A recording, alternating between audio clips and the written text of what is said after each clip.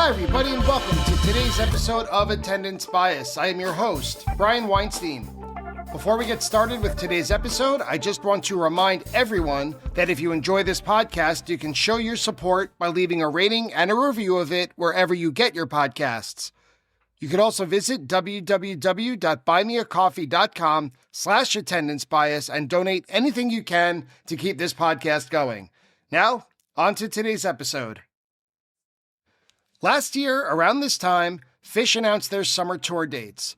I aired a new series called Venue Previews. The goal was to introduce fans to each venue Phish would play on their summer tour. We would have a guest tell us about the ins and outs of each city, as well as review Phish's history of that venue.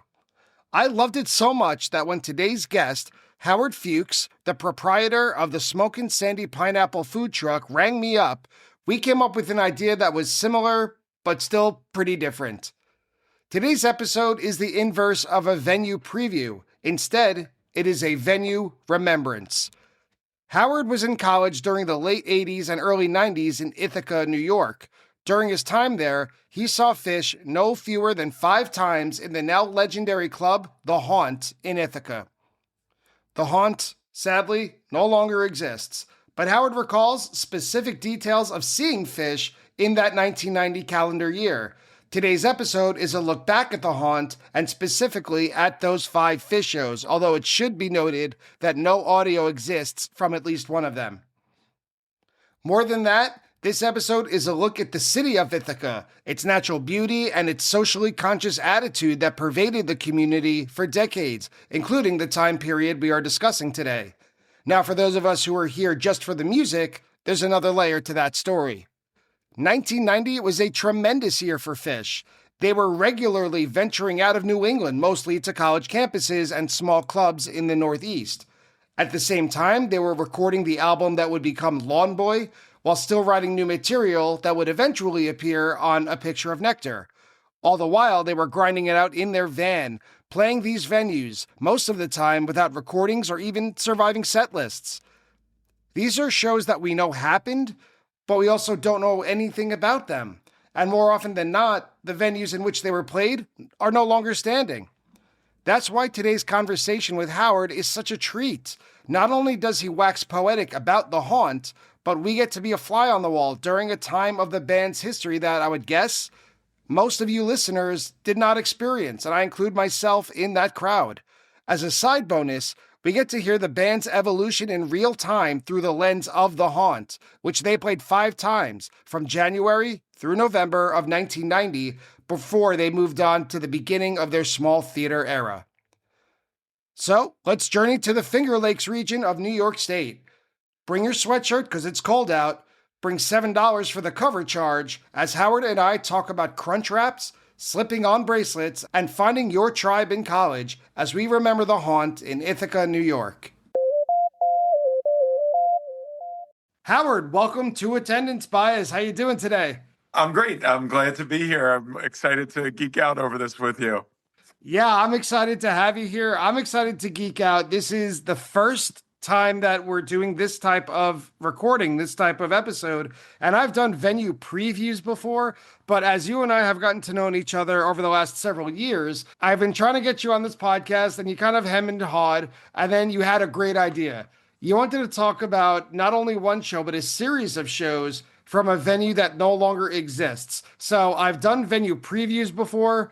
Today is the time for a venue remembrance, and that venue is The Haunt, formerly in Ithaca, New York. Yes. Yeah. And what I love about this is, I don't know if I think you've done this, is that like whenever I listen to tapes, I've always, whether it's Dead or anyone else, I would always like look up what the venue looked like. I always wanted to see what it looked like inside or outside and like what the vibe was. And my favorite story of that is like finding out that the Great American Music Hall, where like the Dead played in '75, was this really tiny venue. And I always thought it was gigantic, but, like actually seeing the reality versus, what you thought in your mind. Yeah, I do that all the time. That's why years ago, the Farmer's Almanac was so sacred to me because Yeah. occasionally there would be pictures of the venues. And speaking of the Great American Music Hall, my wife is from San Francisco and I brought it up to her. She's like, "Oh, that's one of the worst venues in the city to see a live show." Yeah. She's like, "The sound is so bad in there." Like you can't see the band from the bar. Anyway, I don't want to get distracted right Yeah. away. We'll have plenty of avenues to go down and get distracted. But we are here to discuss The Haunt, which Phish played a total of 8 times. I'll get these numbers right a little later, but off the top of my head, I think it's 3 times in 1989 and 5 times in 1990. And That's correct. so Yeah. your idea was to go over and do kind of a survey of the calendar year 1990 as it was seen through the lens of The Haunt. Yep. And I'm Yeah. No. excited to do that. And it's really cool because, like, what I love about this is that, there's not a lot of recordings of this time period as we discussed, but there is a bunch of the 1990s stuff, and you could hear like the growth in a year, which it just blows you away. Yeah, that's what stood out to me. But before we get to that, don't want to get ahead of ourselves. Before we get to Phish, even or too deep into it, Howard, you are the chef and I think this is right, proprietor Yes. of the Smokin Sandy Pineapple, which I know as a food truck, you might be able to describe it a little bit better and more in depth. So, can you tell us, people listening and me right here, about the Smokin Sandy Pineapple? I've had your food, but give the pitch to anybody who hasn't. Okay, so here's my elevator speech. We do unique food, twists on comfort food. Imagine like the mole pretzel that you get. We do a better version of it. We turn it into a bun and stuff it with unique things like pulled pork, ham, Swiss pickles, mayo, mustard, and then we press it in a waffle maker with salt and butter, so it's like a Cuban stuffed pretzel. We constantly switch the menu around, and I get to improvise. Like in the same way, the music I love is all improvisation and love. I get to do that with food. Some people say I'm like the Willy Wonka of stoner food. Well, let me ask you, as an improviser, we've all been to shows, whether it's The Dead or Phish or any number of improvisational bands, where the improvisation brings us to heights of glory and ecstasy, but it also can go very wrong sometimes. Like we've all gone to shows where a jam just goes into a dead end and then they play backwards down the number line to pull themselves Yeah. out. Have you ever found yourself in a position where you wanted to try this? This sounded great in Howard's head, but when you put it actually on the skillet or on the plate, it actually turned out to be a disaster. So like the waffle maker is like my vacuum cleaner, right? Like it's my little silly gimmick. I do wacky things. Like I'll put falafel in a waffle maker. I do wacky things with it.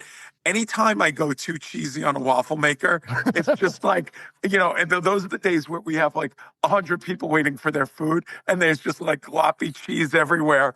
And I'm left with this moment of, okay, how do we fix this and get it going? But, somehow we pull through. And just so we get the listeners out there, just so we get a sense of where to look you up, where could people find, whether it's pictures or whether it's menu items or anything information, where could we find the Smokin' Yeah. Sandy Pineapple? So we're on Instagram at Smokin Sandy Pineapple. We do a lot of breweries on Long Island. Like that's really our forte is popping up. We do catering, things like that. But we're everywhere. Like that's the great part is that's how we met, right? Like we met at a Phish night at we'll give them a plug. Barrier is awesome to us, and Sure. they do like Phish nights. They do like the simulcast streaming, and you do the trivia. And I've done food down there when that's happened with you, and it's great. And I try to do the Phish themed menu, the meat stick night, and then we have the vegan night where I'm doing Fee's vegan menu because he's a Buddhist, right? Of course. Of course. You wouldn't have it any other way. So you're a teacher by trade, but what transitioned you into cooking and where did that passion start? So, like growing up, it could have gone either way. I came from an amazing family of cooks. My paternal grandmother, especially, like learning at her feet, like at 4 or 5 years old, they were Holocaust survivors, and like she made miracles out of like nothing. Like that's what they came out of. I always loved cooking. Around everything, I love food.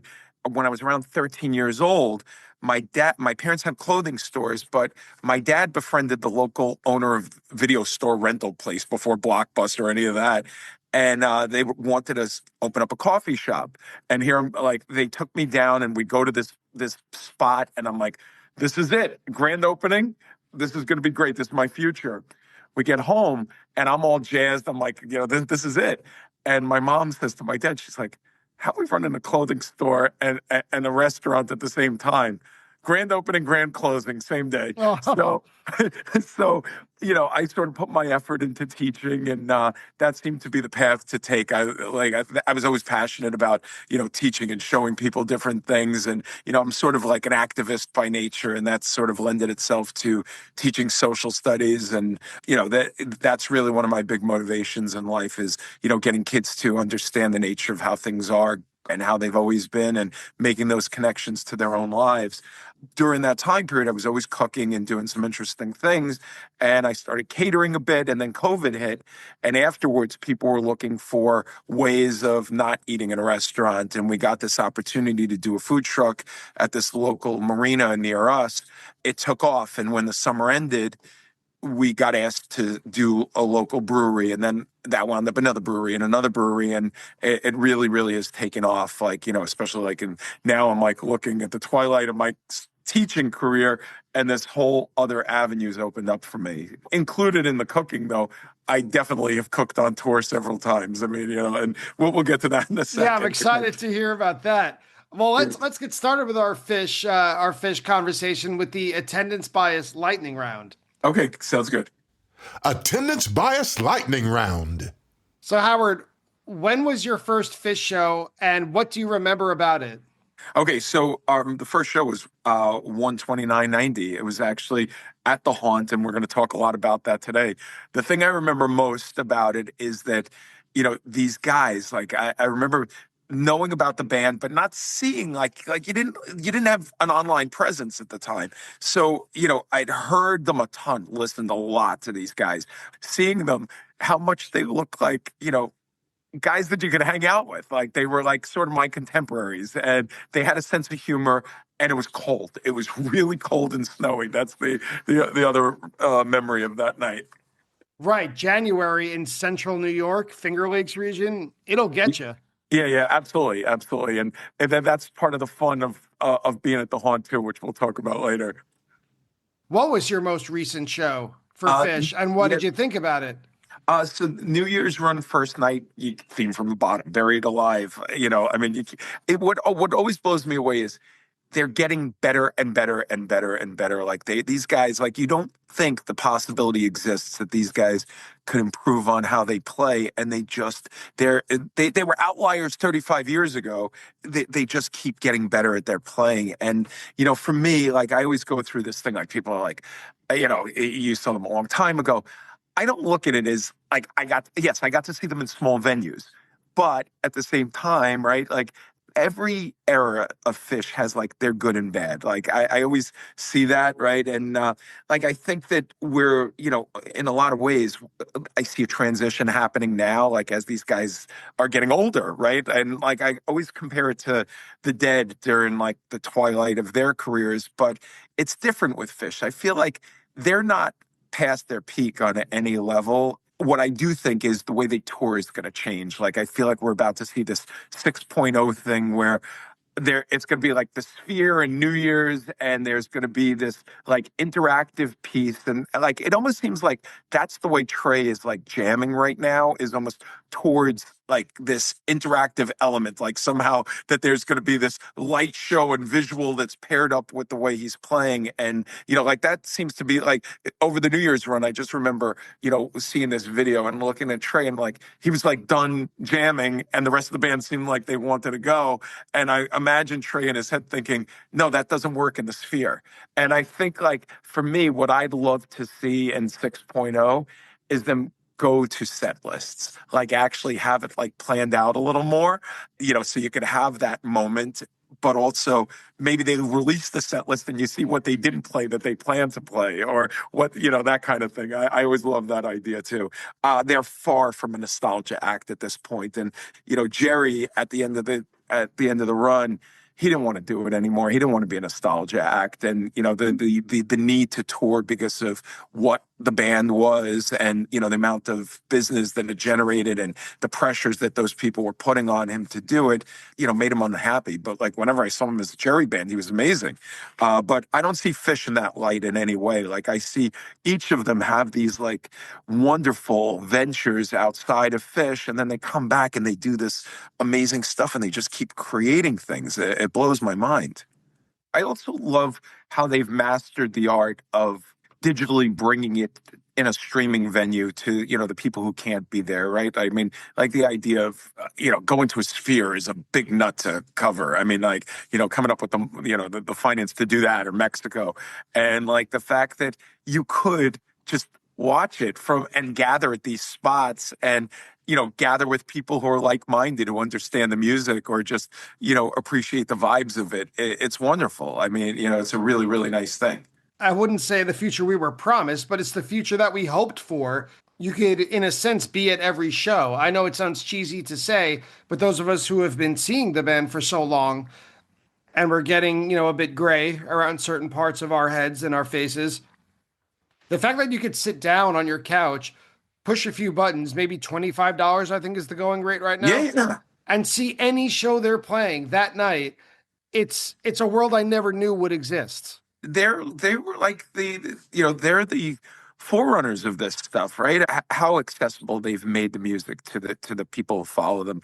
Remarkable. Absolutely remarkable. Sure. If you had unlimited resources, what do you think is the best lot food to sell from a vendor's standpoint? Okay, the best thing to sell. So, like when I used to do it, I chefed up grilled cheeses. Like I used to do this grilled cheese. One was like a croque madame, like with ham and stuff. Like I was like an elevated, and I also did this like French toast brie with like jam one that was pretty good too. But like given what I do now, I would absolutely do our vegan crunch wrap. So it like hits like the way people think of Taco Bell, but we make like a meat out of mushrooms, lentils, and walnuts. It's like, it's actually really healthy for you. And we make nacho cheese out of cashews and sour cream out of raw cashews. And people eat it and they're like, this can't be vegan. And you don't feel horrible afterwards. And it's a lot of work, but I love when I get to turn people on to some of the things that we do and like they get access to my creativity like that. That's like my favorite moments. This might be a silly question, but how much would that go for in the lot after the show? You know what? It would go for about 18 to 20 bucks. I mean, but you get a big sandwich. Like it's shareable. It's easily shareable. That sounds fair. And something that struck me over the last like 2 years, I'm not big in like the lot scene. I don't get to a show too early. I don't stay too late after. But when I went back to Saratoga this past summer, we naturally spent one night out of the 3 with a good walk around the lot before. I can't believe that people in the lot now, like vendors, take Venmo. Yeah, It's unbelievable. Like to me, it's the future is now. I know I keep saying it, but I remember when I just had to dig for an extra single in my back pocket. 100%. To pay for that water or that Gatorade. Now we're buying vegan crunch wraps with Venmo. Right, exactly. And you take your payments on your cell phone, right? Like it's just, you scan something on the cell phone. I mean, it's crazy like how that's changed. I mean, I remember like, having pockets full of singles, like, just like, 1,000 singles. That's craziness, like, but, it looked like I was dancing at the Pink Pony Club. Right. Staying on this vibe of lot food, I'm going to give you an option. Choose your own adventure. What is the best lot food you've ever eaten? Or what is the worst lot food you've ever eaten? Or both, whatever story you want to tell. So worst, I already know. I'm pretty sure it's 1994, summer 94, Nissan Pavilion. That one I know for sure. Well, I don't know the year. I think it's 94 or 95. I'm pretty sure 94.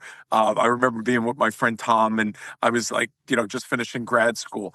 But what was hysterical about it was I do remember Dave Matthews was like showed up. It was like around like Jerry's birthday or something like that. And they did 3 Little Birds. So that'll be your guide for fact checking and finding that out. You're in the South, figure barbecue, right? Someone was selling barbecue ribs. And I just remember my friends and I would kept laughing because it was cold, flavorless, tough, and grizzle. And I was like the most disappointing rib on the planet. Like Oh, the bone was more tender than the meat. And we just kept laughing. And, we wound up in like, a 7-Eleven at 2 in the morning eating like big bites of nachos. And like that was like sort of the end result of the ribs of disappointment. we've all been there. Anything stand out? Any memories for good lot food that you can So remember? you know what I always love like that, the veggie burrito thing. Like I always think you can't go wrong with that. It just hits properly. Grilled cheese always hits properly. Mac and cheese, like people who do funky things with mac and cheese, that was always something that was worthwhile to me. It's funny, like when you're younger, you don't really think about like health permits or anything like that, or sanitation. And like now I think about stuff like that because it's my business. But back then there was no consideration of like what was being made in the back of someone's van or like, anything like that. Of course, of course. You're like 17, 18, 19 years old with $10 in your pocket. You've got Yeah. the whole world in your hands and you Yeah. just saw fish. Yeah, Who cares exactly. about the health of bacteria? Yeah. Speaking of bacteria, last question I always ask everybody on the lightning round. What is the weirdest thing you've ever seen at a fish show? So Glenn's Falls, the White Album Halloween show. There was a guy, he was wearing a Rocky raccoon. He was dressed up as a raccoon and he had a Rocky shirt, like from Rocky the movie, and he was Rocky Raccoon. And when they started playing the White Album, we were like, how did he know? How did he know? Like, did he have like some insider information? And I just remember everybody like high-fiving him and jumping on him when they're playing Rocky Raccoon. And I thought that might have been like that could only happen in a fish show, right? I mean, like that's it. So we are here today ostensibly to remember and call up great memories from the haunt in Ithaca. So before we get into the details of the venue, why it's so special, and then the most fun part is going through the different songs that you chose as good memories from those shows. What is your history in Ithaca? That's where I went to college. I went there from like 89 to 93. One of the things that led me to choose the college was being a deadhead. I was a young deadhead and 5'8", 77, maybe not the greatest concert, but the most available tape when I was trading tapes and things like that. I had the opportunity to play football there beyond high school, which was good for me. I was also a foodie and I found that it was a cool college town. And I knew some people who sort of went there and been through there. For me, upstate New York was like this place my family went once in a while. Maybe my parents knew I liked, hippie stuff. So they took me to Woodstock here and there.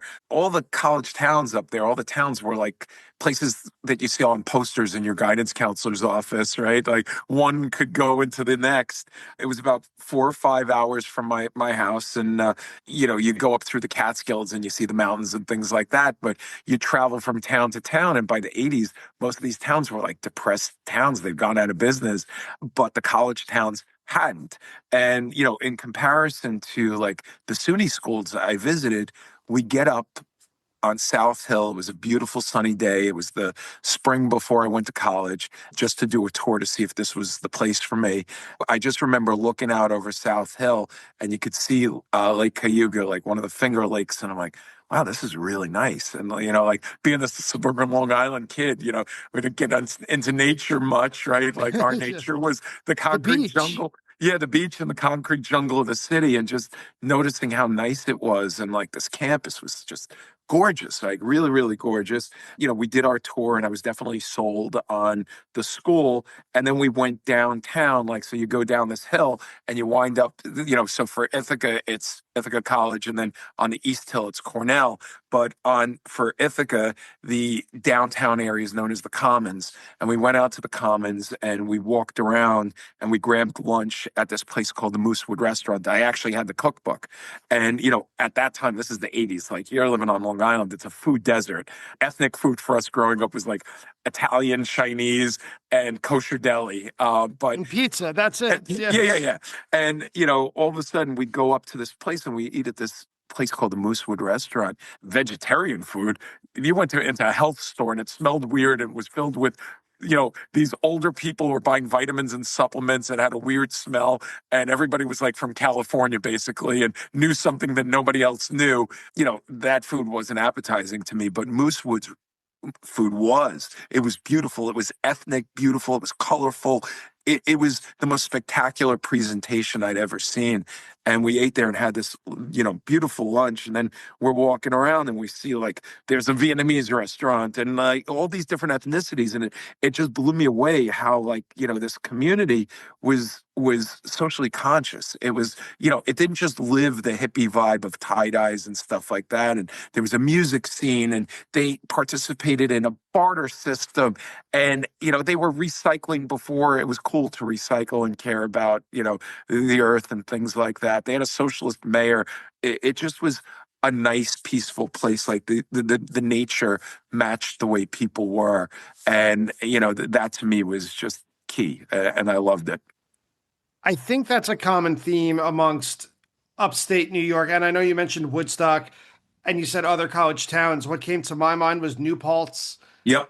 Utica, like a lot of those kind of hidden away that when you look on a map and you might even type it into Google Maps to see how long it would take, as the crow flies, it's really not that far from New York City. It should, by all rights, take like maybe 3 hours, but there's like 5.5, 6 hours because there's all these routes, all these Yep. small roads. They don't go by major highways. And that adds, I think, to the ambiance of it and the lifestyle that you mentioned. Yeah, absolutely. One of the things I also loved about Ithaca is that, with all due respect to the SUNY schools, was that it didn't have like that industrial gray thing with the tower, like those quads and that whole thing going on. Ithaca does have their quads and their towers and stuff, but it was just a really, really nice campus. Like it was, they definitely paid attention to, the groundskeeping and the look of the place. And, it's a private, liberal arts college, right? So it definitely has a certain vibe to it. And it had a music scene on the campus, right? It's a wonderful music conservatory. That's how it started. So there was always like these interesting groups, a cappella groups, and, everyone was playing classical music, had their own band, and then they were doing other things. And it was great. I went to college at SUNY Buffalo, and believe you me, they did not put as much care into the visual look of the campus. Yeah. It's not an ugly place to be. Don't get me wrong, but when you describe like the kind of building block soulless quads, not your word, my words, Yeah. but kind of like a disfigured Lego design that is all spread out, rumor has it, to avoid student gatherings, to avoid kind of riots in the late 1960s. It Yeah. doesn't hold up. Yeah, I Right. went there this past summer and I wanted to like walk around and show my wife the campus. And it's like we were in and out in like an hour and a half, including a stop at the bookstore to get a t shirt. Like there wasn't much going on. There wasn't much natural beauty there. So hearing you describe Ithaca that way does make it sound much more appealing. Do you still go back to Ithaca? Have you returned since you We graduated? actually do. This past year, we were there twice. This past summer, as late as last September. Yeah, we go up there, and one of the things we love is we love getting out to the waterfalls. And one of my favorite memories of this past summer is my wife and daughter. I'm old. I freeze to death at this point. I can't get in water like that. But they're like hanging out under the waterfalls for hours, and I'm just chilling. Like there's this beautiful waterfall, and you could swim under the falls, and it's like a gorge, and there's like lifeguards, and they have a water slide, or well, they have a diving board for it. It's fantastic. Like you can't spend a better day than that. And like we sit there, we're always looking for things to do, but up there, and it's cheap. It's like I don't remember, 10, 15 bucks for the car to park for the day, and you just have this beautiful, beautiful area to go, and you could go in the water and picnic outside and just enjoy like what that area is. And there's you could spend weeks just touring the gorges and waterfalls that are there. And to give listeners just a sense of the geography of where we're literally talking about, for those of you who didn't go through the SUNY system or grow up in upstate New York, so Ithaca is located, it's right in the heart of central New York State, literally right next to or right on the Finger Lakes. You said Lake Cayuga, right? Lake Cayuga, yeah. Cayuga, yeah. So it's southwest of Syracuse. To the wider jam band community, Howard mentioned this just a little bit earlier. It is the home of Cornell University, where the Grateful Dead played their famous show on, 5877 at Barton Hall. But looking at it more specifically through a Phish lens, it's about 25 miles east of Watkins Glen, where Correct. Phish fans would be a little bit more familiar with. So it's a beautiful area of the country. I don't need to go into detail. Howard did an excellent job explaining its physical appeal. But I think you might know it, those of you out there, for the phrase, the pun that you might see on a lot of t-shirts, Ithaca is gorgeous. Yep. To face all the gorges that you can go into the waterfalls he described earlier. But more relative to our discussion today, it would be correct to describe Ithaca as a college town. I couldn't list all of them, but there's well over 10 universities and colleges within a 10-mile radius. And so my thought, as you brought up this idea for a venue remembrance, where there are colleges and universities, there are bars. And where there are bars, there is live music, and that's where we come in today. So today we are remembering and celebrating Phish's shows at the Haunt. Before I go into some detail that I did a little research on, Howard, what are your memories, your earliest memories of the Haunt, even independent of Phish? I mean, it's funny, like when it's such a legendary venue. Oh, I'm at the point where I've always been at this point where I tell my stories over and over again. But whenever my wife and daughter we go up there, there's now an Indian restaurant that I really like right next door to where the Haunt was, and every time I go there to get my food, I have to point out that this little area that they've turned into like these kiosks that have sort of artsy, jewelry and, handmade things, that area was the location of the most amazing place to see live music. It was just the spot to be. One of the things I remember most about it is that, like all these venues, they would oversell them. So it was always packed, right? And you had to think, right, how am I going to dress for a venue like this? No matter what the weather was, we would like dress in maybe a sweatshirt or a t-shirt. We would definitely not be prepared to be out in the winter, months, elements of Ithaca, because you had no place to put your jacket or anything like that. They didn't have a coat check room in this place. It's like 150 people or maybe 175 or 200 get stuffed into this place. You're dancing and sweating. But it was pretty remarkable. You'd go in, and right at the door, they would give you a bracelet if you were able to drink. It was usually like a $7 cover charge, that kind of thing. And then, inevitably, not that I will admit, well, the statute of limitations is over, but, one of the older friends would automatically like slip off their bracelet, and all of a sudden you would acquire the bracelet needed. And when asked, where the other person's bracelet was, oh, it fell off when I was dancing. And, they had the ID to get their new bracelet. So that always sort of worked out well for us. And, you walk in, and right across from the entrance, what was this bar that stretched almost the length of the venue, almost all the way to the stage. And I could sort of remember that whenever they would be taping anything, they'd put the recording devices at the end of the bar. Sometimes they would even put the sound equipment at the end of the bar. So, it didn't have a lot of space, and they wanted to maximize, how many people could fit in there for sure. And when you walk in, you immediately see like the posters of who'd been there or who's coming up. And, I saw Toots and the Maytals a bunch of times. It was like, there was definitely a reggae scene in that town for sure. I saw George Clinton there, which was pretty cool. But the greatest story, which I'll tell everybody this one, my friend drags me out and he's like, we're going to go see a band tonight. I go, why? He goes, because you got to see these guys. And I go, what are they called? He goes, Mookie Blaylock.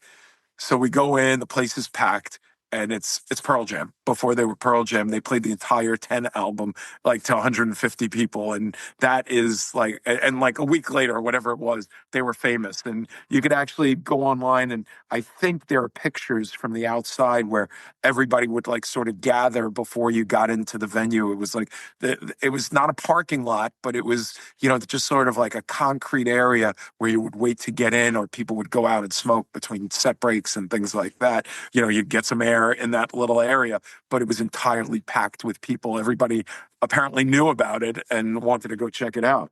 Well, I'm glad your friend knew about it. Yeah. He worked for the college radio station, so So he he was would always know. turning me on to like new music and stuff like that. Yeah. So the haunt has changed, unfortunately. It was originally located in downtown Ithaca, although it moved locations over the decades, but it was a mainstay for Phish during their, I always consider like the late 80s and early 90s era. I talked about this with David Zizek Steinberg, who you may know from just the Phish scene in general. Yeah. Yeah, when he was on this podcast, he brought up a show also from 1990. And we just talked about what an era it was for Phish where they were playing a lot of college Main Street bars. Yeah. Like wherever there was a college, there was a Main Street, and wherever there was a Main Street had live music, Phish would play there. And they would do this several times per year, mostly in the Northeast, right? In New England / upstate New York. They would play them like early in the year and then come back like 3 months later. But hopefully this time, the people who saw them in January, now they're back in March, those each people would bring a few more friends. That's And then exactly each one of those friends would bring 4 more friends. And soon enough, they moved up to the small theater in town. They were out of the club. Yeah. So like the small theater in the town was the State Street Theater. And I want to say Phish played there twice, if I'm not mistaken. They did, yeah. I saw both shows there. And one of them, they actually gave away their van. Like the van was like destroyed or whatever, but they like gave it away in the middle, like, at the end of the show, which was, sort of the famous moment of that experience, which was sort of funny. So a little backstory about the haunt. A lot of this information is from Ithaca.com, so like official source of info. Also, I joined a few Facebook groups just to hear a little bit about Ithaca and memories of the haunt specifically. So it opened on Halloween night, 1969, with a band called Buffalongo playing. I have not heard of them before or since, but originally the club, and you tell me if I got this right, Howard, was located, quote, down an alley off West Green Street at the back of the State Theater. That's it. That's exactly it. Correct. All right. And even though Phish, like you said, played the State Theater twice in 1991, Mike Gordon played it as recently as January 2020. Yeah, it's still there. It's the Yeah. and you can see it's an active venue. We the last time I was there, it's always food things, right? Grabbing some Mexican food right on the corner from the State Street Theater. You see who's playing there, and they have an active music scene still. I couldn't find an accurate number, but several sources that I found listed the capacity of the original club as, quote, less than 150. So you said they would shove them in there. Oh, absolutely. As much as you can. Yeah. Yeah, there was no, capacity is capacity, right? And live music at the Haunt originally was just once a month with a focus. You mentioned this with Toots and the Maytals, with a focus on reggae and blues, but pretty soon after they opened, it changed to once per week. The cover was typically between $5 and $10. Former owner John Peterson, once the legal drinking age went up in the early 80s, the venue's finances began to suffer because, I don't know, I guess there was fewer college students were able to get in, fewer people were able to get those bracelets. Yeah. I guess. So they started having more live music. But the thing about Ithaca is that it's a little off the beaten path, literally, and that would bring out the college crowd. The music they would get was a little off the beaten path, and it would simultaneously develop a reputation for the venue as a place where you might catch something weird and different that wasn't necessarily on the radio, or maybe was on college radio at the time. Promoter Dan Smalls called it, quote, a beacon in the wilderness. And what he meant upon further comments, my paraphrasal is, he said, well, we're kind of an isolated college town, not called Buffalo, Rochester, Syracuse, or Albany, which are larger cities within New York State. In 1997, the venue was moved to Willow Avenue, a much bigger space. It held well over 400 people, but then that venue was torn down in 2021. Most recently, I found some scraps of information online that the owner was planning to team up and reopen with another existing venue like the Haunt at another location, but I couldn't find any evidence of that past 2022, and it's currently listed as permanently closed. Yeah. So the Haunt is, as far as I could find, no longer... It is no more. Yeah, it is not an active entity, but... we're here for Phish when it was very much an active entity. Hi, everybody. Brian here to welcome you to the set break of today's episode of Attendance Bias. First, thank you for listening. And second, just a quick reminder to tell you that even though Attendance Bias comes to you for free, it does take a lot of work and it does take quite a bit of money to keep the lights on here at production. So I just wanted to ask a small favor if you could support the podcast in any number of the following ways. If you could leave a review or a rating of it on whichever podcast app you use. If you could spread the word, telling a friend or someone you think may be interested in it about it. Or probably the most concrete way is to go to www.buymeacoffee.com/attendancebias and donate however much you can financially to help with the continuing costs of Attendance Bias. So thank you again so much for listening, and I hope you enjoy the second half of today's episode. So we started this whole conversation that Phish played the Haunt 8 times. The first time was May 1st, 1988, and then the last one was November 26th, 1990. So this includes not only the College Main Street bar era that I was just talking about, but it also peaks at the earliest segment of their small theater era. Like we just brought up the Ithaca State Theater, just 3 months after their last gig at the Haunt. And you brought this up early. I'm curious to hear your thoughts on this, if you could expand on it. Several of these gigs, these 8 shows at the Haunt, have either incomplete set lists on Phish.net. It says set list is incomplete, or on Phish.in, missing recordings where only one set is available. I guess that's not unusual for this time period because Phish did have a strong following already in Vermont, but they were definitely not in the drop everything and record every note behemoth they would eventually become. Yeah, absolutely. I always thought there was always the wetlands shows were always available, but the things that went in the Haunt, I mean, it could have been as simple as someone knocked the tape recorder over or they forgot to put it up until the second set, that kind of thing. I do know that, the show that we're going to first talk about, I know that they were definitely rushed getting on because we were waiting for a while. There was a snowstorm and we were waiting. They got on late that night. It was a cool experience, but I'll let you get into that. Oh, yeah, and I'm excited to do so. I mean, I was actually surprised to see them out in Ithaca as early as 1988. I mean, I knew that they had their famous or infamous Colorado gig back then where they took a band vote one night after a gig and they just got in the van and went to Colorado for something like 7 or 8 shows. But for a small time band, just finishing college, right? They weren't much older than 19 or 20. They were still playing mostly in Burlington.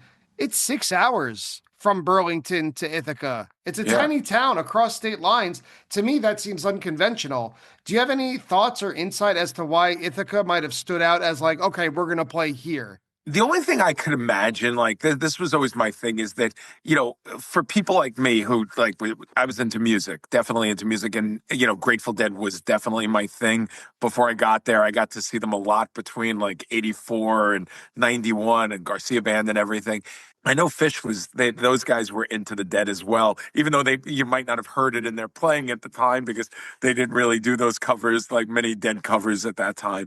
I think the awareness probably was off the Cornell show and just the legendary status of what that town was. I always thought Ithaca, Phish played the Melkweg in Amsterdam because the Dead did it in 1981 or whatever that show was, right? And that was sort of a legendary thing for them. So I have to imagine that those guys seem to know a little bit about history and music history for sure.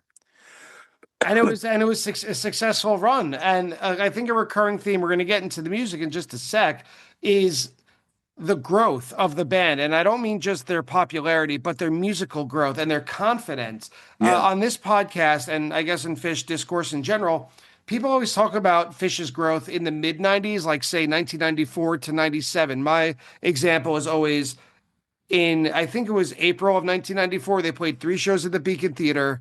December 30th, they're selling out Madison Square Garden. Yep. So we always talk about that mid-90s huge jump.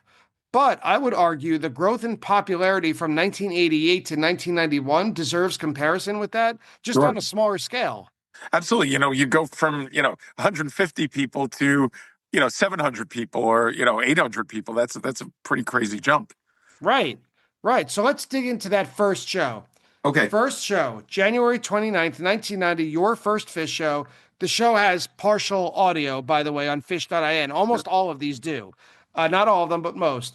So you said on that first one, it was a snowstorm that the show started late, Yeah, right? yeah, absolutely. How did you get there? How did you know to go out and see Phish? Was it you Okay. heard about them on Dead Tour and you said, oh, they're coming to our town? No, no, nothing like that actually. Like, and it's funny, at that time I got to see a lot of Dead shows and I loved it and I still love that music. I always felt, and 1990, 89 was a great time to be a Deadhead. They were playing well, but I always felt like I missed the really, really good stuff of theirs in the 70s or like late 60s. I had a friend, a good friend who his roommate they lived down the hall from us. Back then, by the way, we would, it was constantly trading tapes from, I had these cases of tapes with all my bootlegs and everything like that lined up with like these Maxell tapes. And you always had to have blank ones so that people could burn them for you. You'd be sending them in the mail, getting in the back of Relics magazine, find out where to get these things. But that was a big part of our existence. Like you sort of gravitated to places where, you saw people with dreadlocks, like white kids with dreadlocks or tie-dyes and playing hacky sack. And all of a sudden, those became your friends, right? Like those were your tribe. One of my friends, I go down the hall to go see him. He's not there, but I hear this guy playing guitar, his roommate playing guitar, and he keeps playing this riff over and over and over again. And I'm like, this is so good. And I asked, I'm like, what is that? I'm like, did you write that? He goes, no, that's Phish. He was playing The Quiet Part of Divided Sky, and he just kept doing it over and over again. And I'm like, that is excellent. And he goes, yeah, these guys are excellent. And he proceeded to, tell me about, he plays Divided Sky for me. And my head, my brain is just fried. Like I could not believe the sound that came off of this tape. He burned that for me. So he burned Junta, he burned Lawn Boy for me, and the white tape. So I had those three things, and I listened to them. It became like I was like a Talmudic scholar of this. me and my friends, we listened over and over and over again. I'm talking like from like September until that show, we knew like every song backwards and forwards, and we're like, this is so good. It definitely, like people would say, oh, what's Phish? And it's like the Dead, like they knew, like I like the Dead. No, it was nothing like the Dead. It was like what I would know to be Frank Zappa. It was like what I would know to be Bowie or Talking Heads or Velvet Underground. It was progressive. It was like nothing we'd ever heard, but you could hear in the tapes, like especially on Junta, you could hear the humor in those guys, like that they were funny guys, like they knew how to not to take themselves seriously, and like they seemed like our contemporaries, like they seemed like the guys who would stay up all night playing Risk with us, and we'd be like talking about music and arguing with each other about stuff, and seemed very accessible. Like the music was amazing, and all of a sudden we had this language and understanding that nobody else knew at this point.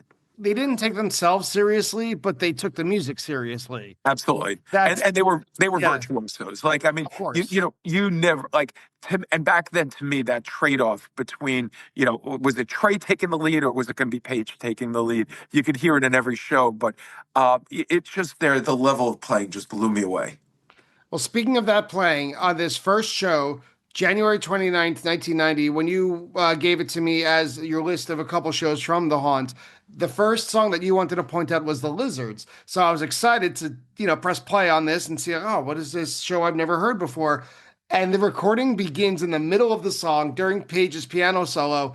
You could hear that it's a college bar. There's lots of chatter. Yeah. People are alternately paying attention to the music and then paying attention to their conversations in the band, who is, by the way, playing very well, and they're playing intricate music, but I could almost smell the venue from the audience recording. It was a very, very interesting sensation to be able to smell a venue by listening.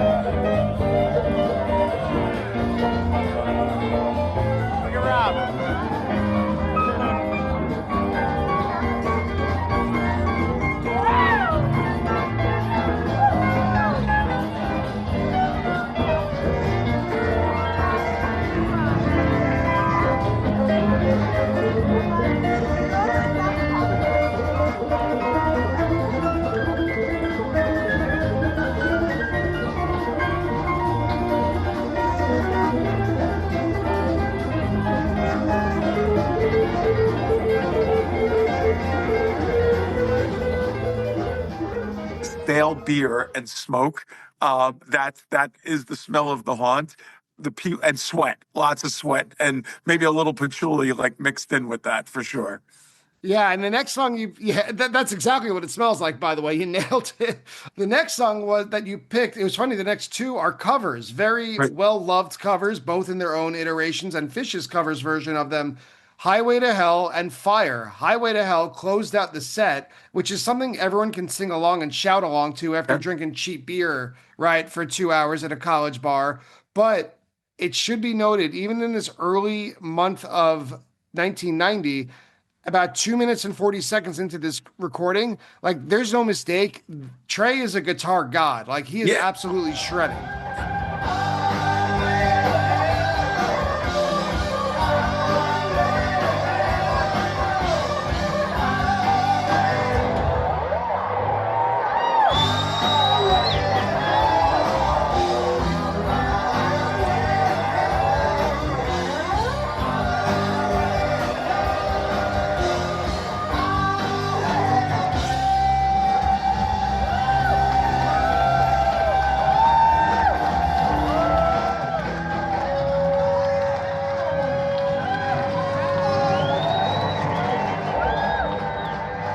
I could see Trey like, shaking his head yes as he's playing, like, just completely shredding, shaking his head yes. It's the sing along, right? Like that was part of the nature of what this was, singing that familiar song and, bringing you to this, this height, like, Phish, nobody does it like this. The Dead sometimes closes the show. They would close the show with like a, pretty good high, but nobody closes a show with the high that Phish does, and then they take it to the next level when they go into the encore section of it.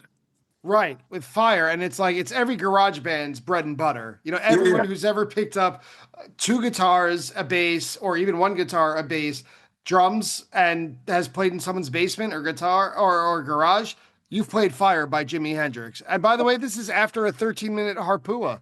Yeah, yeah. Which is great. But you know what else was really cool about it? I remember like so many people knew the song Harpua, which was fantastic also. And that was part of like for us, the lore of it, of like, the secret language of this story, right? And we love that. And then you mingled with that, you have the covers, right? Like you have to have the covers in the middle, usually in the middle, but bookending Harpua to me was great. And I loved like the energy of the crowd. Like we definitely enjoyed ourselves that night. And I just remember going out into the freezing cold Ithaca air and having to walk. So this is downtown. The IT buses, as we call them, the Ithaca transit buses, are done for the night. Having to walk, there's no Uber, there's no, call a friend or anything like that.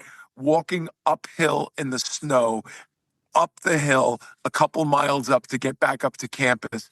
But we were warm. We had energy. It was, youth and having just experienced unbelievable music. And they came back talking about their strategy you and I just discussed in 1990 of the College Main Street Bar. Come back 2 months later, bring every attendee brings two friends. Next time they bring two friends. So they came back in March 5th, 1990. So you did not attend that show, right? But you came to the one. No, actually, I did attend it. Oh, I was at every one of the shows in 1990. I do like there's no set list. But I definitely remember that was like right. We were supposed to leave for spring break right at that moment. We stayed extra because we needed to see these guys again. We needed to get our fix. But yeah, like I didn't make any comments on it because we just didn't. There's nothing. You don't know anything about the set list. I mean, it could have been. You imagine just the mixing of what they were playing at the time. right. Lost to the sands of time. Yeah. But they did come back 2 months later. So they're on like an every 2 month schedule with the Haunt. They come back on May 7th, 1990. According to Phish.net, only the first set is available. And you picked some real high points. Reba, which was kind of a new song. This was the 39th time they played it. So it's not brand new, but it's less than a year old. And they've been playing it all the time. I don't know. It's like mid-tempo. To me, they're just playing it so often to make sure they can get it down. Yeah, for me, I like when I heard this song, I'm like, I've never heard lyrics like this before in my life. And, one of the things that blew me away was, by this point I'd been exposed to like Phish covering Peaches and Regalia and like the Zappa stuff. And, it definitely, those Lawn Boy songs I loved. The Lawn Boy was my favorite album by far at that time. I couldn't wait to hear what they were doing next. But, Reba that's like my introduction song for people. Whenever I want to show them what Phish is about, Reba's the song I like. I play because it's so quirky and silly, but it's got the coolest changes in it, and I just love it. Like Page is playing, on that track, just amazing.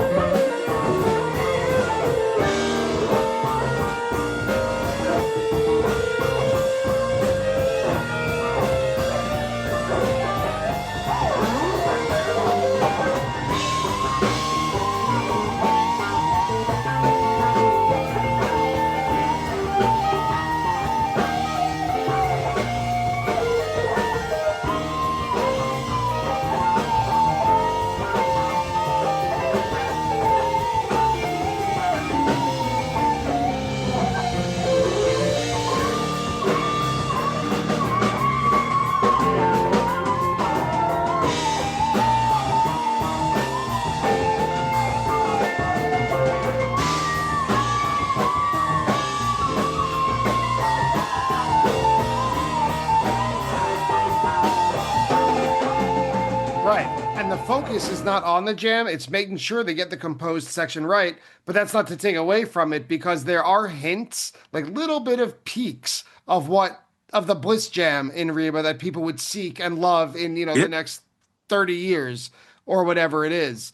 You also asked to look over Bouncing Around the Room. And it's fun to hear that people are so psyched to hear it, especially because it came right after the prog madness of Dinner and a Movie. Yeah, and for me, like one of the things I love about Bouncing Around the Room was like our Phish pop song at the time, right? Like this Yeah. was like the poppiest song. And I remember reading like an early Farmer's Almanac, and there was like this essay about what is Phish, and they described it as action, right? Like bouncing, jumping, jamming, melting, right? Like that was, and I'm like, this is like one of the songs that really, is part of that, like, the trampoline lore, but before they did trampolines, you couldn't do trampolines and low ceilings like that. Right. But just such a nice, refreshing, cool version of the song. And, I think it got a bad rap at a point because they're like, oh, they're playing that again. Like it was like, oh, they keep playing that. And I always loved it. I think it's a great little song. It is. I agree with you. And I know about the hassle that people gave it. When I checked the set lists around this time, this was the 27th time it's ever been played at this show. I debuted in 1990, and it seemed like they were playing it at just about every show. But it's a good song to have repeated if you're going to have any. Yeah, absolutely. And then Bathtub Gin. And I love how this song starts with kind of like a piecemeal beginning, like each member joining in almost note by note, taking turns. Instead of now, we're used to the big guitar, then big piano crash. With a little bit of improvisation. I think this is the longest track of this show, recorded at least. I think it's only about 10 minutes. Like Phish was a prog rock band that improvised, not a jam band.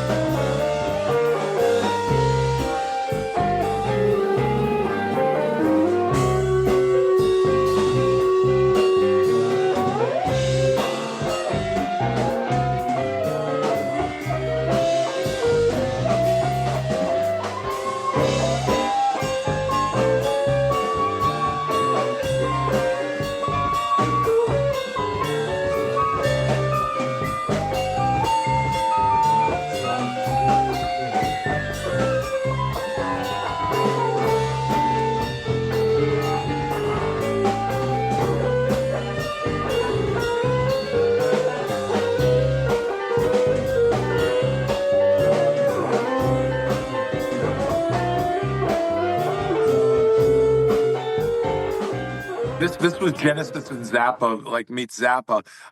To me, like there was, I grew up with the like Muppet Show, and there was this element of that song having like a Muppet Show quality to it, like the way they would bounce around to it. And, also what I loved was the singing along, like, sort of like the singing your guitar part as they play. And it was like George Benson, Earth, Wind and Fire, like mixed in with that, and blew me away. Like I to this day, I love that. Like the idea that you could, you could sing the sound of your guitar as it's playing or whatever instrument you're playing. Coolest thing ever.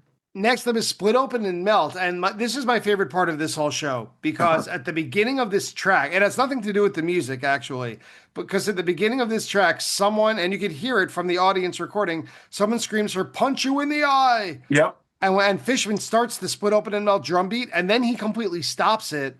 And it's such a small place that someone could scream at the stage and the band members hear you even when the drums are playing. So Fishman is playing the Split Open and Melt drum beat. A fan yells for "Punch You in the Eye." The drums stop, and Trey says, "I feel terrible saying this, but Punch You in the Eye is sort of on the back burner. I know every time we come to this town, you guys want to hear it." And the crowd keeps heckling them for it, but then they go into Split Open and Melt anyway. I guess they were rearranging Punch You in the Eye. Hang on. You guys, I feel terrible saying this, but Punch You in the Eye is kind of on the back burner. This town, I don't know, every time we come here, you guys are screaming for Punch You in the Eye. We don't know how to play anymore.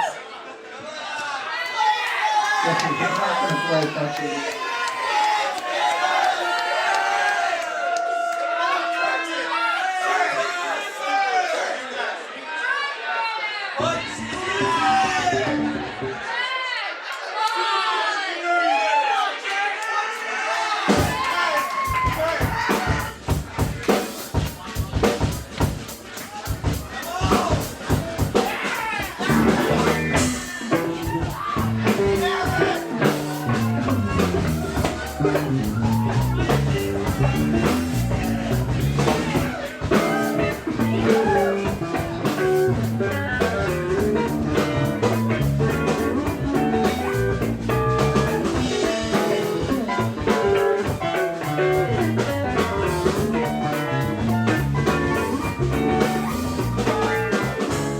And you know what? For us, like, in those venues, and, like, I have this favorite moment when I was at the Milk Fig where you could actually hear me on the recordings screaming for them to play Freebird, right? Like that was like a thing, right? But this idea that it was interactive like that, that was one of the beauties. Like we were part of the show, right? Like, and to this day, I mean, I think the fans are part of the show, but the accessibility that we had with them at that moment where you could yell out a song and all of a sudden there'd be a discussion, at least they would think about playing it, right? But for me, like, I've always loved Split Open and Melt, especially like, the timing on it. It was so weird. You get that 4/4 and then all of a sudden this weird 9/8 thing going on. And then, it's, the dissonant jamming, order to chaos, right? Like, I mean, that's what you get there. Like, it's just, you have this order of funk beat and then all of a sudden it's complete chaos. And then somehow it comes back together. Yeah, and that's what this version sounded like to me. It sounded like, starting at about 5 minutes, almost like a jamming exercise, just to get them all used to that 9/8. Yeah. Like, so they could do anything, like, as long as they found themselves centered at that change.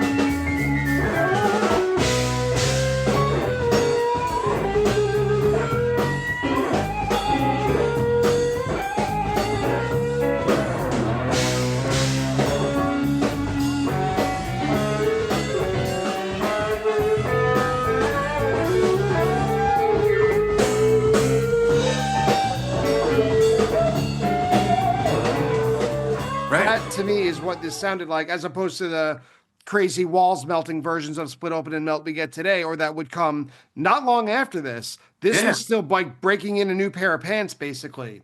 Yep. And then came your portal into heaven, Divided Sky.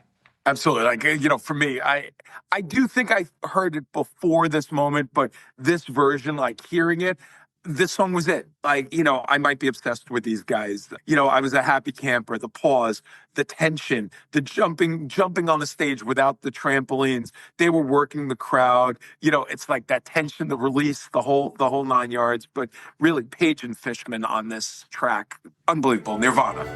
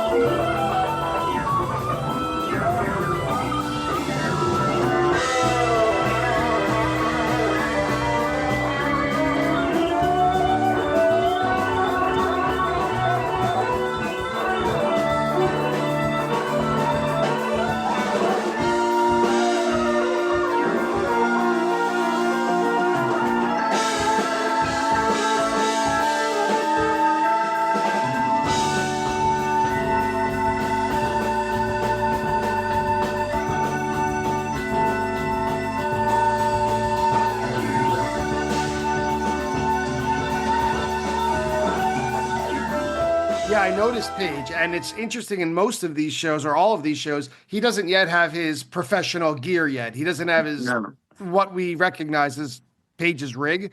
But in this version of Divided Sky, he uses his organ over the lead melody, and there's something like very ethereal about it. There's something almost cosmic about it that really touched me in a way that most Divided Skies don't. Yeah, I love it. I actually have gone back and listened to that tape.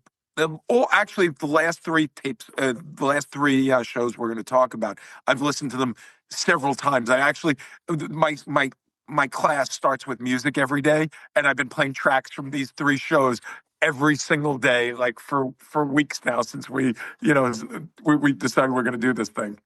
So they come back a couple of months later, right? We were just talking about May 7th, 1990. Now we take not quite half a year off, but a little bit more, a little bit less, October 1st, 1990. And they start playing the Lizards. And the first thought I had when I listened to this was, this sounds a hell of a lot different than the first version of the Lizards that Howard picked. Yep.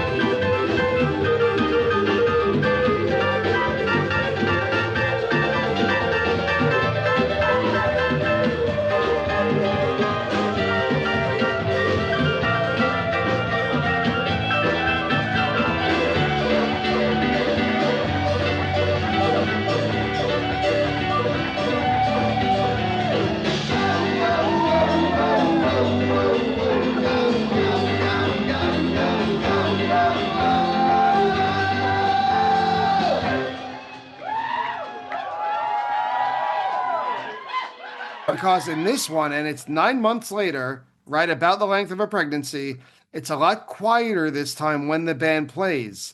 compared Yep. to January 29th.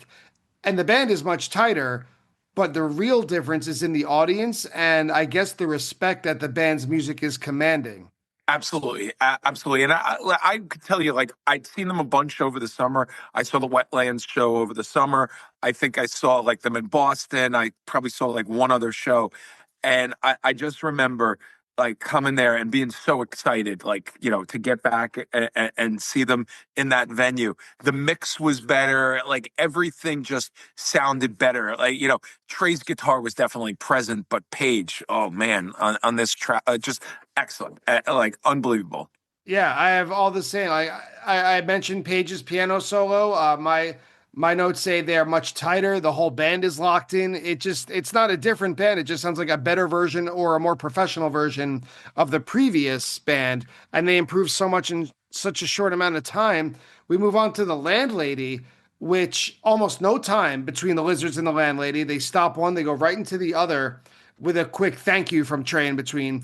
And this debuted less than a month earlier at the Wetlands, the show that you Yeah. just mentioned on September 13th. Generally, it just takes me as like a Latin beat for Trey and Page to solo over. But Yeah. then you realize they're expanding, they're creating their own sound, but they're expanding into different traditional genres like Latin jazz. And then McGilla is up next. Yeah, so like for me, this was the Santana influence. I love this. They were doing the Latin dance, the two of them, right, and just watching the silliness of that, and you could see them having fun with it.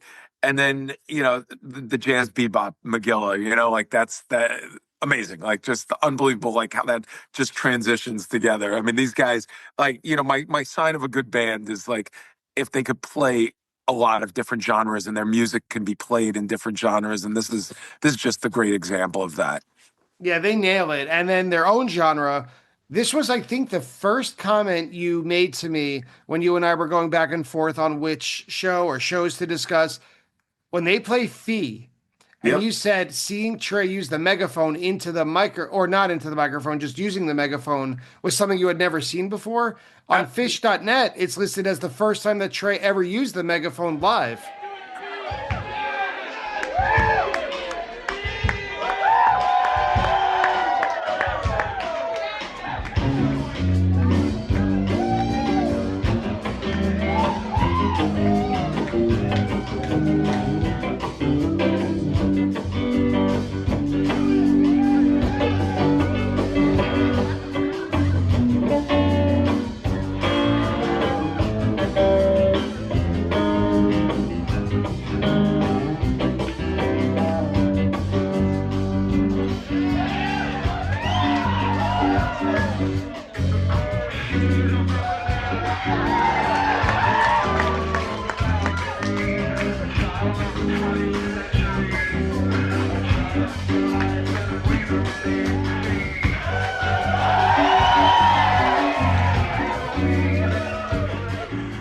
Right. And like for me, these guys, like they could have been my camp counselors at sleepaway camp. And and Trey representing like, the goofball stoner, like the guys who always sort of smelt what, I would figure out was probably, marijuana eventually, right?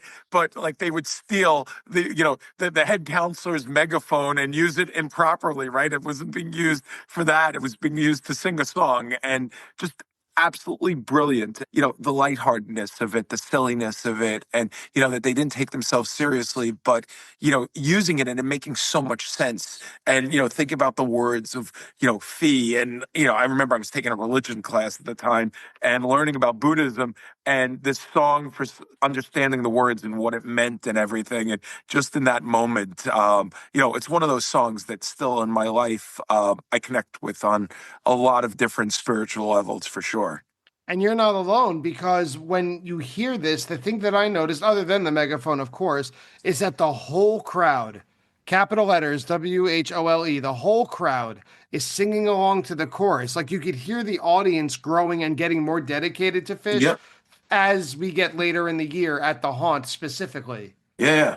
The next song you chose is Gumbo. It was a straight segue from Fee. It almost sounds like they're playing it in a lower key than usual, Yeah. but what stood out to me was the crowd clapping along during Yep. the a cappella part where the whole, everyone except the drums, I think, drops out. another song, one of my favorite songs, and it's like early psychedelic Phish funk. Like that's the best way I could describe it. Yeah, it just hits perfectly. Absolutely. And a classic closer, Run Like an Antelope with Hold Your Head Up teases almost immediately. This intro is very playful, right? These are I always describe Phish as your best friends who you could goof around with in your basement that just happen to be the four greatest musicians on the planet. Yeah. Also, like they take their inside jokes and they could just translate them into their instruments immediately without a thought. They hide the amount of practice they must have had to do. Yeah, and this version of it, you'd be happy to get this version today for sure. The tension, the release of it, dancing in a pressure cooker. That's how I described it, and it's such a great example of what the band was all about. I love this song. I absolutely love it.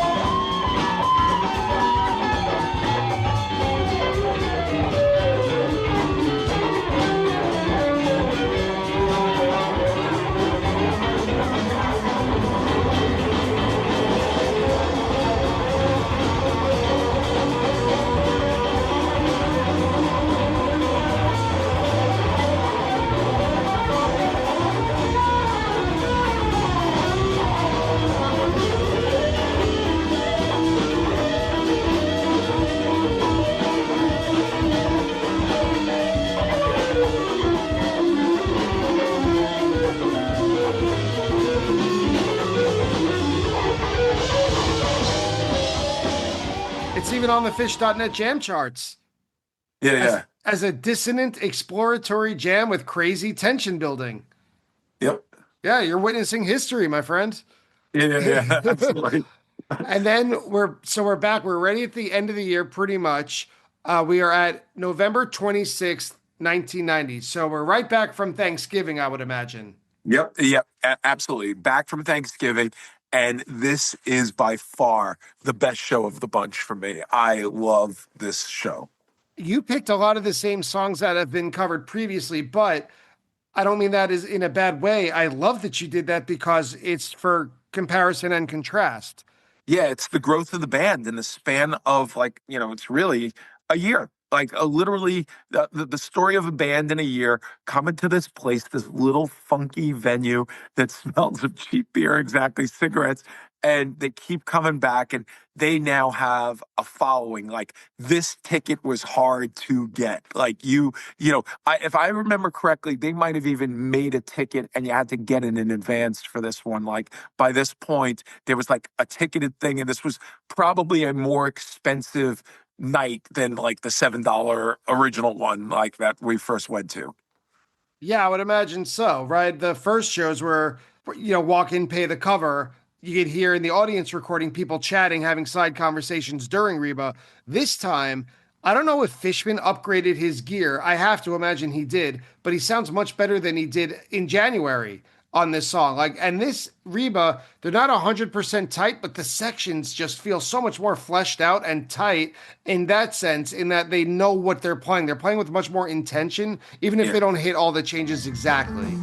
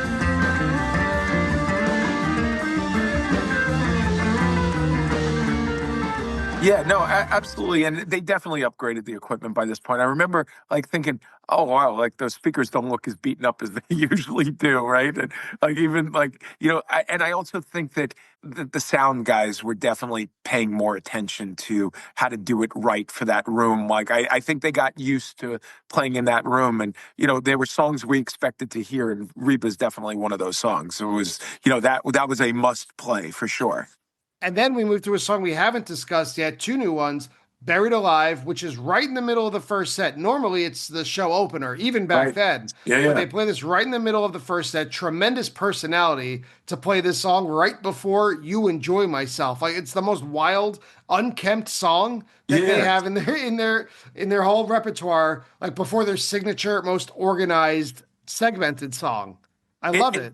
and me too. And I actually love the placement here. Like, and exactly what you said. Always we expect that show opener and it's like ready to take off into hyperspace. But this right here, that soaring guitar, the build up, it like, I think that this song probably influenced more of the jam bands that follow Fish than any of their other songs. Like you could hear it in so many of the, more contemporary jam bands, like, that build up in the soaring guitar. We're about to go into hyperspace, basically, with this. Yeah, yeah, and hyperspace in this case being You Enjoy Myself, which was toward the very end of set one. Great reaction from the audience. I almost pictured myself in the crowd all sweaty during You Enjoy Myself. Like everyone is hyped up, whooping, screaming in all the right places. They're coming to a crowd that's ready for them, as opposed to the beginning of these shows in the haunt, a crowd that maybe didn't know what to expect. Yeah, we definitely knew this song, and I was getting major flashbacks listening to this. It is so good. The playing is so good. The vocal jam, the brilliance of it. It's like that moment when you discover you can make odd noises into a tape machine as a little kid, but the absolute genius of that. And then all of a sudden, in the middle of that, you get Manteca in there, which was like wild, right? Like, the lyrics, right? Grabbing my shoe mouth. What the hell is that, right? And then like you think about all those picture nectar lyrics that follow, right? Like control for smilers, right? But Yeah, yeah. you listen to this band, you could control smiling, like you can't control smiling, right? These guys were amazing, unbelievable, musicians. As goofy as everybody would say the lyrics were, it fits so perfectly in what was going on, and it's jazzy and it's perfect and it's spacey and it's everything you want out of You Enjoying Myself. And then the second set opens with Divided Sky. Again, they knew you were there. Yeah, So yeah, yeah. you can hear Page's electronic piano, but the vocals, even brief though they may be, are on point. And it's funny how some of the dynamics and arrangements we take for granted now were not quite cemented yet. Like Right. when they would play a little louder than they do now. The crowd is very excited, but what I loved is that they're respectful of the quiet playing at the points where they needed to be quiet, more quiet than they are now. Absolutely, and the keyboards, the guitar, but like I could still see Trey shaking his head no, then shaking his head yes as the tension builds. Like that unbelievable dynamic shift, the spiral down, that happens in that song, and then the build up and the tense that tense eventual release of everything. It's complete satisfaction.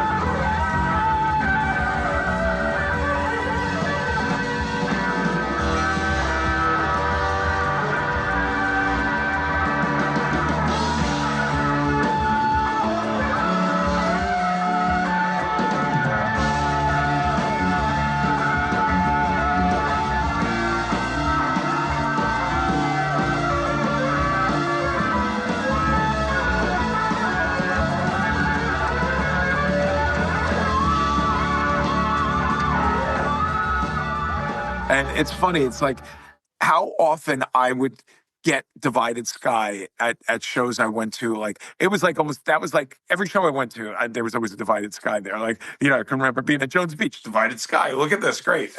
And even though it opens the second set, the way I felt listening to it at home all these decades later, it almost felt like a major achievement once they finished.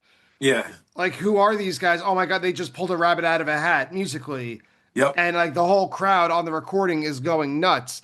But then you took a left turn to listen to Whipping Post from Hold Your Head Up, of course, because Fishman, he's the one who sings it. He's introduced as Mr. Bob Seger by Yes. Trey with a basic Hold Your Head Up intro. But the actual Whipping Post drum beat starts at about a minute and a half, and Trey must have been on drums because I don't hear any guitar. Trey is And on drums. he's very serviceable. Yeah. He plays that beginning really, really, really well. Absolutely. This is such a classic example of the quirky funniness of these guys not taking themselves seriously. That vacuum cleaner, you've never seen anything like that in your life. Like, I mean, how crazy it is. And if I'm not mistaken, I even heard a moment where he's describing the model like it's an Electrolux or whatever, which is pretty funny as well. Yeah, because now Fishman can actually sing pretty Yeah, yeah. well. So Fishman songs aren't really jokes anymore. Right. I mean, they are, but they're not. Back Right. then, when Fishman songs were really jokes, like you could hear it. I wrote one of my notes that I'm almost ashamed to type out was at 6.5 minutes. This is borderline unlistenable, but probably a ton of fun to witness.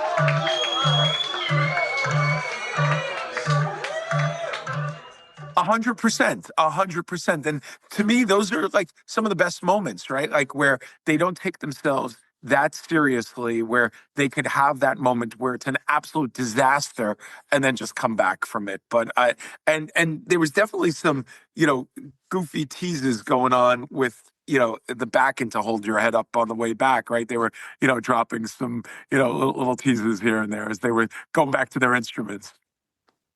And we go back to familiar territory. They play Fire again, always, it seems, at the Haunt with more guitar theatrics. Again, I noticed how improved the sound was and had such a great build-up finishing the set on a really high note.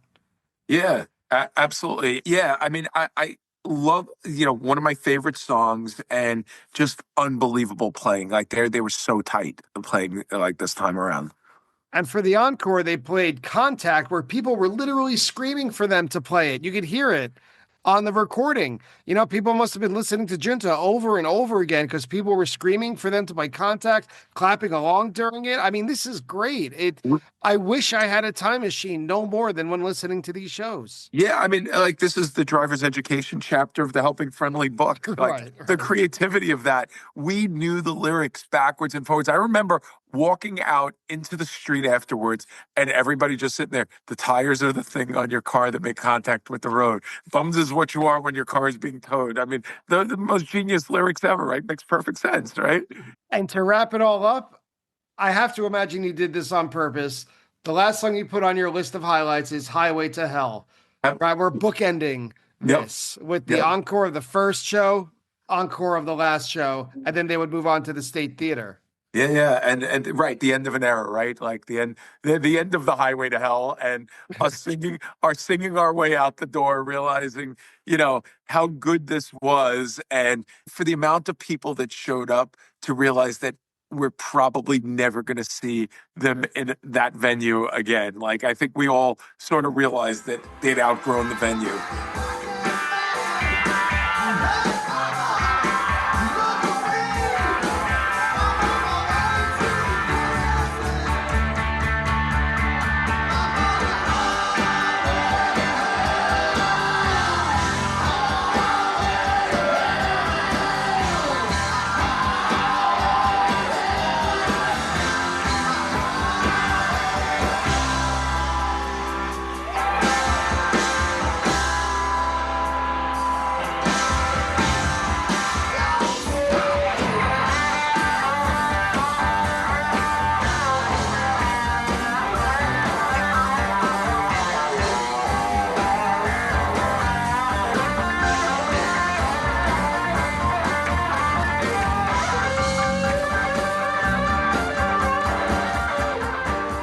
and wondering, where it was going to happen next. And, I guess I want to say that spring was where State Street Theater first happened.